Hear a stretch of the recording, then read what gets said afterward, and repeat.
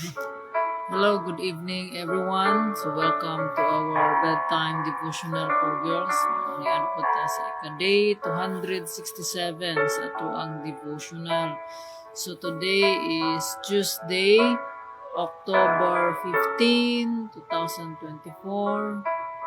And God is good all the time, and all the time God is good. So everything works together for good. So, atong topic karon is don't whine. Don't whine. Ang word na adinhiya sa Proverbs chapter 18 verse 21. So, ingon nag-ingon, words kill, words give life.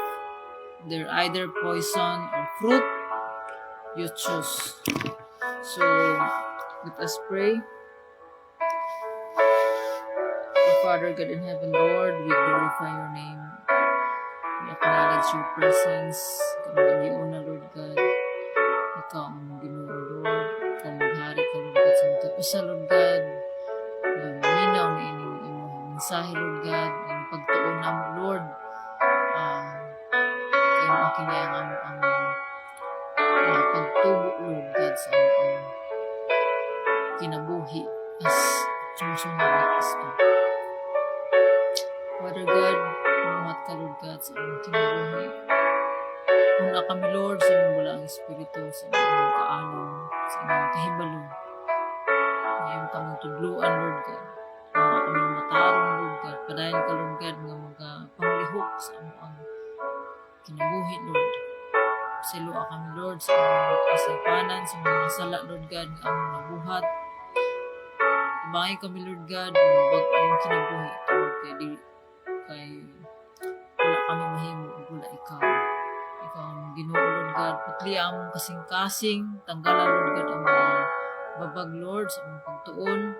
Ikaw magkatabon ka na, Lord God, sa imong ang balaang, sa imong hamiling nga dugo, sa imong precious blood, nga walay buhat sa kaaway nga makasamok, Lord God. Aron kami mas lambo, Lord.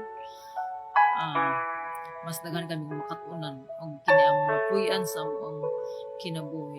Padayon ka usab, Lord, nga bagabag usab hunahuna nga mahimo kaming angayan diha sa grasya pinaagi kang Kristo Jesus. Father God, ikaw ang Ginoo, Lord God, nga among gisaligan. Bani kami, Lord, gikan sa pagsugodan at sa pagtapos sa imong ngalan mo ay mahimaya. Lord, ang isali kaning tanan, Lord God, na kini among paghisgutan karon, Lord. Dili kami matulog, wala kami makatunan. Sabay kami, Lord God, sa pagtuman, Lord God, sa imong kabubuton sa among kinabuhi. Lord, kay dili kami mulambo mutubo sa among pagtuo diha kanimo. Dili kan kininamo ubanan sa mga buhat. Dalaygon ka, Lord, imong tanang dungog himayag mga pagdayeg sa ngalan ni Jesus. Amen. So again, may gabi so don't whine. Unsa man ning whine? Whine. Pagbagulbol, pagreklamo, pagkiglalis, grumbling, complaining. So parehara na sila ana. So, yung diri, do you like to listen to your children, to other children whine? So, no way. So, para sa mga kabataan. And since you don't like to hear other kids whining, then you certainly shouldn't whine either. So, sometimes kids think that whining is a good way to get the things they want, but it's not. So, if your parents or teacher ask you to do something, don't complain about it. And if there's something you want, don't whine and complain until you get it. Remember, whining won't make you happy, and it won't make anybody else happy either. So, whining, pagreklamo. So, whining is an issue. Is an issue of self-control. So, it's an issue of self-control. So, sa ako nang unsa ning self-control? Self-control is one of the fruit of the Holy Spirit. So, kung kita aduna na Ginoo sa tuwang kinabuhi, anaa gyud ta ani nga mga kinaiya. So nganaang balaang espiritu. So sa ato ang pagdawat, pagtuo, pagdawat diha kang Jesus Christ as our Lord and Savior, gihatag sa Ginoo ang balang espiritu o kining balang espiritu mao kini magtabang kanato to do the things that God wants us to do. So mao kini ang mga hiyas sa balang espiritu or the fruit of the Holy Spirit. So usa niini ang self-control. So kaning pagreklamo usa ni siya ka issue. Pagbagulbol usa na siya ka issue sa self-control. So how do we overcome whining? So usa man nato nga dili na to sundugon ning magreklamo. So instead nga magreklamo ta magpasalamat ta sa Ginoo. So una is ma-overcome na to ning pagkabagulbulan, pagkareklamador, complainer, if we truly trust God. So, mao gyud na pinakauna, if we truly trust God, if we truly understand the love of God, the grace of God, the grace of salvation. So, mao kini nga ang ato ang focus wala na sa butang ning kalibutan, wala na sa tao kundi atong focus na sa Ginoo. So, ug usab pod ang kanang dapat mahimutang mapasalamaton tungod kay ingon sa iyang pulong sa nakoy diri 1 Thessalonians 5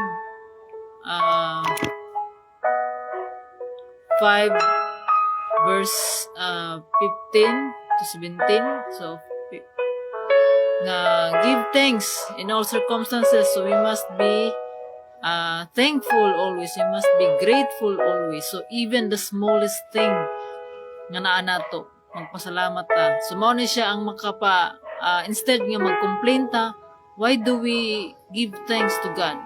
So kanang sa atong pagpasalamat diha sa Ginoo, ang Ginoo makahatag nato og kana bitang usay pud maka-feel ta og fulfillment. So diha nato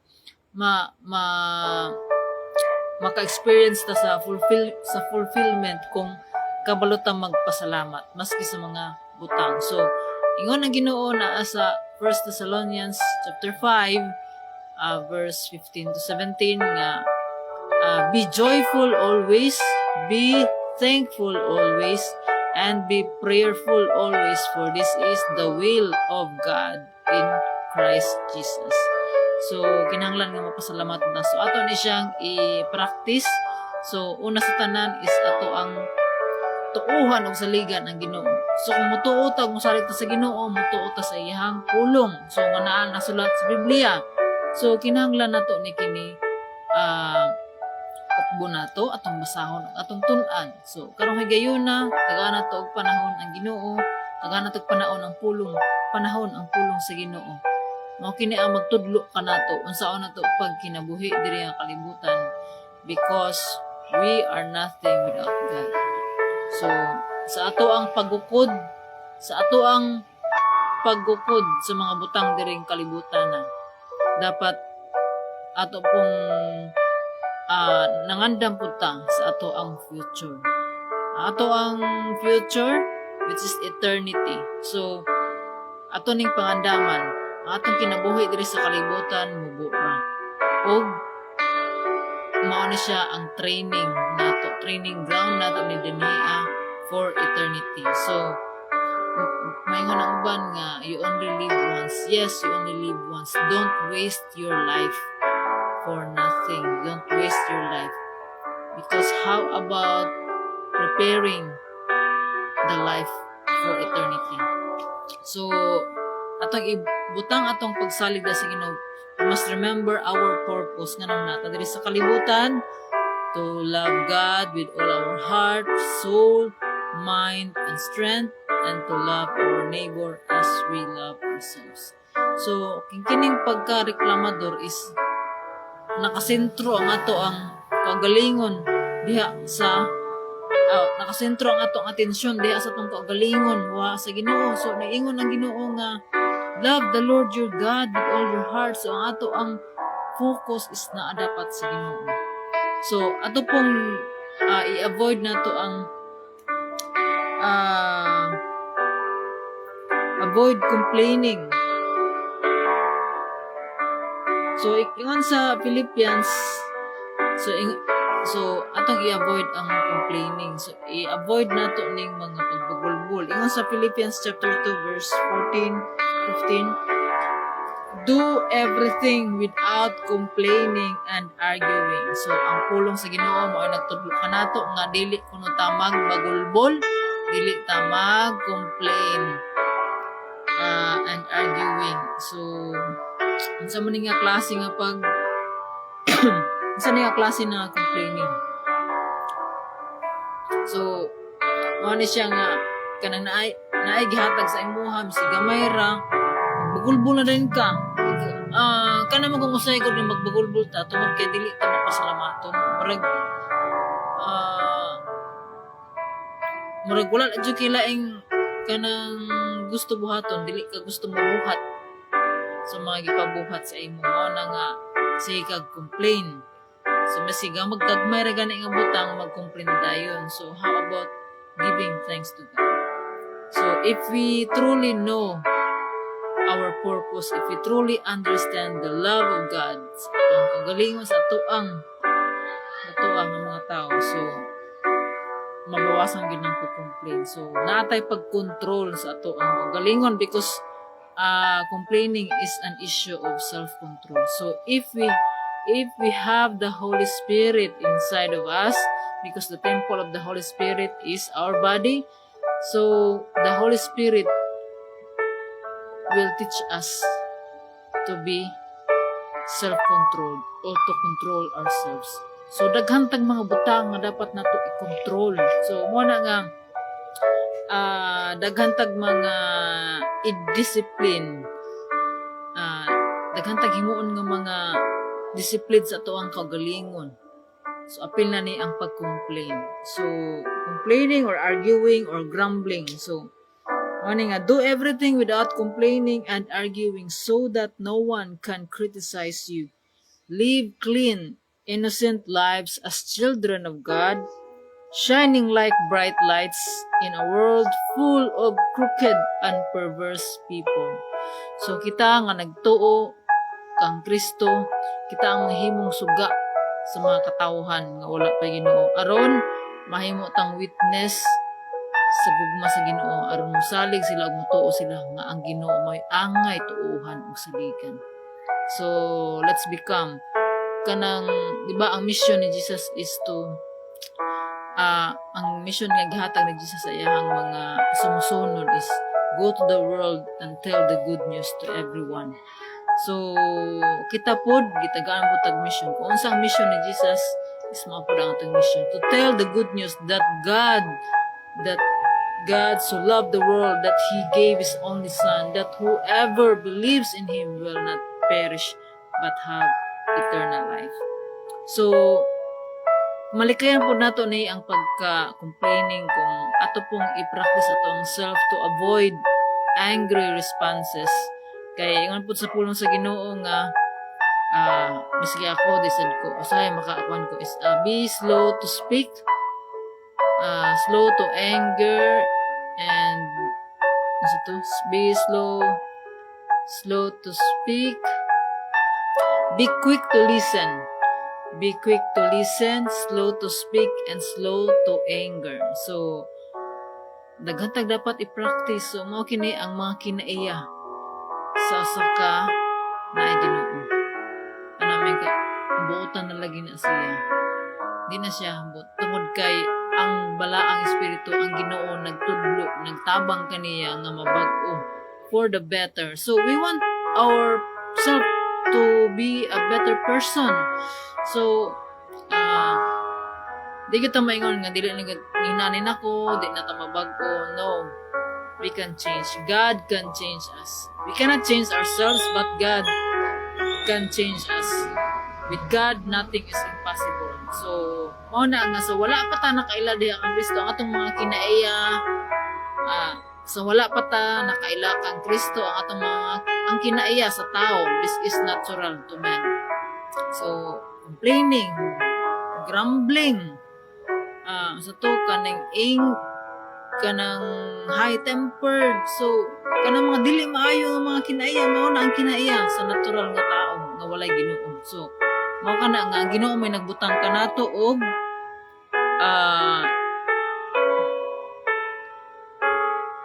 akong basahon diri sa Filipos chapter 2 verse 12 nga ingon din niya, busa mga hinigugma kay nagmasinugtanon man kamo kanako sa dihang uban pa ako kaninyo.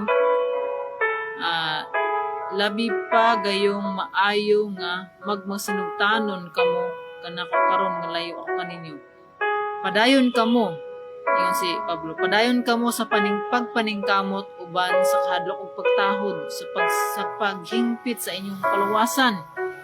Kay ang Dios nagbuhat kanunay diha kaninyo aron paghatag kaninyong tinguha sa pagtuman sa iyang kabubuton. So ang Ginoo may naghatag og pagtuo kanato. So mo ni nga matag sa kanato natay kanang gibutangan ta og kuan sa Ginoo.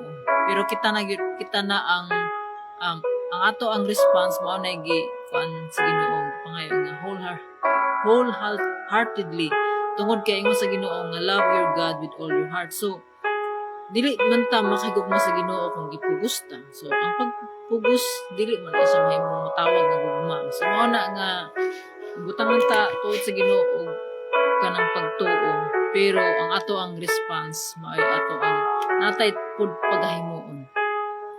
Para tungod mao ni siya ang relasyon sa Ginoo. Mao ni nga gusto nato molambo ang relasyon nato diha sa Ginoo. So kinahanglan nga naa tay pagabuhaton. So ma-overcome nato ning whining, grumbling. So mao to nga nagtuog tas Ginoo. So atong i-avoid ang mga angry, mga responses. So og ato pud i-model ang pagka self-control. So sa mga bata nato, ang atong mga kabataan, they will follow our actions than our words. So it's very important nga kanang nga mahimot ang modelo para sa ilaha. Kani bitang modeling self-control. So mo ni nga usahay di man kita naagitay panahon nga di kita makakontrol sa atong kaugalingon, ilabi maski balik-balik na ang mga sitwasyon ba nga murag makapawala sa control. So mao na nga with God nothing is impossible. So ato pong let's put away those kanang bitang bitterness. Sa manang bitterness. So bitterness nato from past experiences kanang murag mao na makapawala sa imuhang magsinya lamang kag bagulbol tungod kay sa una murag inana sa una ba bitter kay ka ba nay man kang bitter ba kay murag walay ingon pa wala may kalambuan katong sa una murag gihapon hangtod karon so murag na bitter ka. So atong ihatag sa Ginoo ng mga concern. So di ato magreklamo. So usahay natay mga silent complaints sa ato kagalingon. So maski dili na to na mga kuan is complain gyapon na we should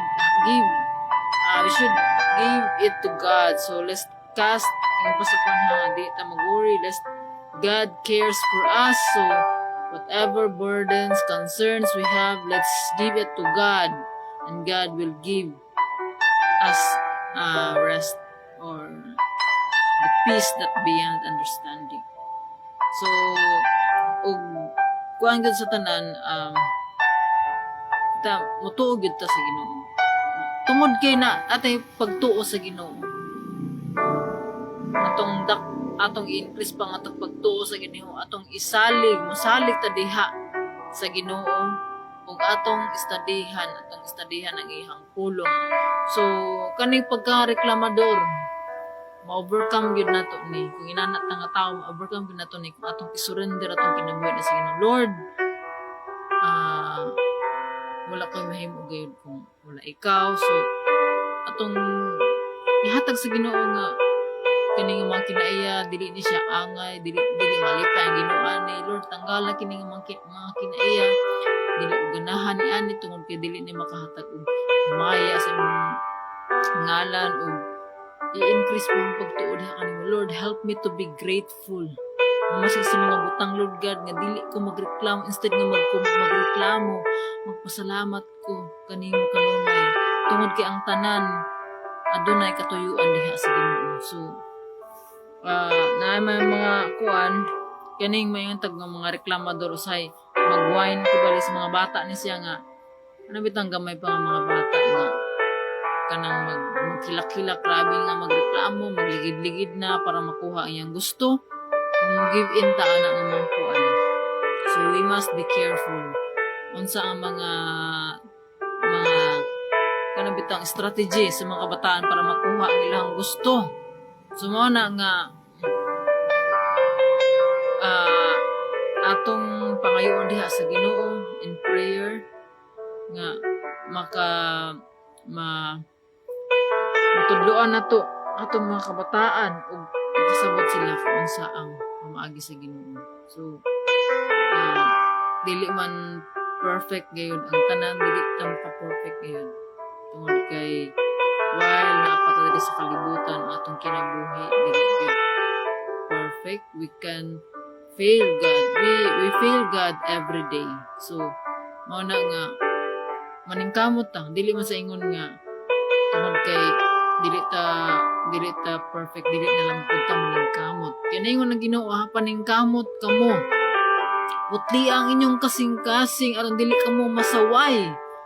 So mao na nga kanabitang magpakakuan na lamang sudno.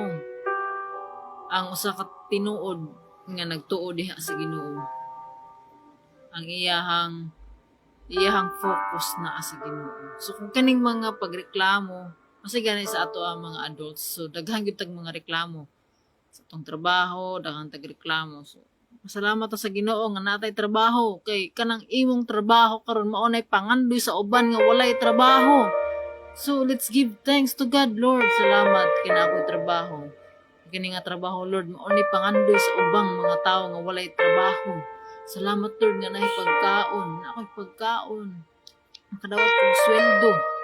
Makapakaon ko sa kong pamilya. So daghan tag angay pasalamatan sa Ginoo, even every day sa atong pagmata. Dili na to kalimtan. Kana bitang mga small miracles ato ang kinabuhi matag adlaw.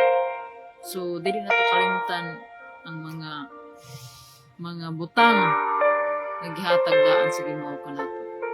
So instead nga let's do everything without complaining and arguing. So let's put our trust in God. So learn to trust God in everything. So trust God, study His Word, giving thanks always, avoid complaining, avoid angry responses. So let's practice self-control. Let's ask God sa tanan natong mga complaints, mga atong ihatag diha sa Ginoo. So let's put away all the bitterness. Ato nang kalimtan ang mga niagi, ang mga ingon sa pulong sa Ginoo, ang past ato na nang kalimtan. Whatever past we have, ato na ning kalimtan. Tungod kay dili maayo nga magpuyo ta sa past. Ang Ginoo adunay mayong plano kanato. O kinahanglan move forward lang ta. Forward, upward lang yun. Dili na mubalik kung sa man ang past nato. So let's give thanks to God every day sa ato ang kinabuhi. Instead nga kwantang ganang magreklamo ta sa ato ang mga sa status nato karon ako wa kay balon sa status niyo sa inyong kinabuhi, pero ang Ginoo kanunay nagtan-aw kanato. Kanunay nagtan-aw siya sa ato ang kasing-kasing nga mahimo tang mahingpit ang ato ang kaluwasan, ang ato ang pagtuo. Kanabitang makuanta, maligunta sa kanunay. So, mao na nga gining tanan grasya sa Ginoo. Ug to God be all the glory. So let us pray. Father God in heaven, Lord, ang salamat Lord God sa imong pulong nga nag-remind ka namo Lord God nga dili kami magpagulbol, mag-complain Lord God, mag-argue Lord God nga walay hinungdan Lord. Instead Lord God, nga mag-complain, magulbol, mag-whining Lord God. Tabangi kami Lord God, nga mahimo kaming masaligon diha kanimo, mahimo kaming mapasalamaton Lord God sa mga butang nga imong gihatag kanamo Lord God. Tabangi kami Lord, to put our focus diha kang Jesus, nga instead nga magreklamo Lord God, mapasalamaton kami kanunay. Salamat Lord sa imong pag-uban kanamo gikan sa pagsugod sa pagtapos. O ikaw ang Ginoo Lord God nga mao'y magalihok Lord God sa mga tao nga naminaw ni ini nga mensahe, nga ang imong ngalan mao'y matuboy nga makaingon sila Lord God nga God is good all the time. Lord, bani kami kanunay Lord God. Kining tanan Lord, tabangi kami Lord sa pagkat-on, tabangi kami Lord God sa pag-apply ni ini Lord God. Dili kami maka-apply ni ini Lord God nga sa insakto kung wala ang imong panabang. Tungod kay among panabang na alamang kanimo. Salamat Lord sa tanan o ikaw ang among Ginoo Lord God nga angay namong saligan. To God be all the glory in Jesus name. Amen. Amen. So, ang gabi sa tanan, ang Ginoo magapanalangin ka natong tanan. Good night, God bless, and see you tomorrow. Bye!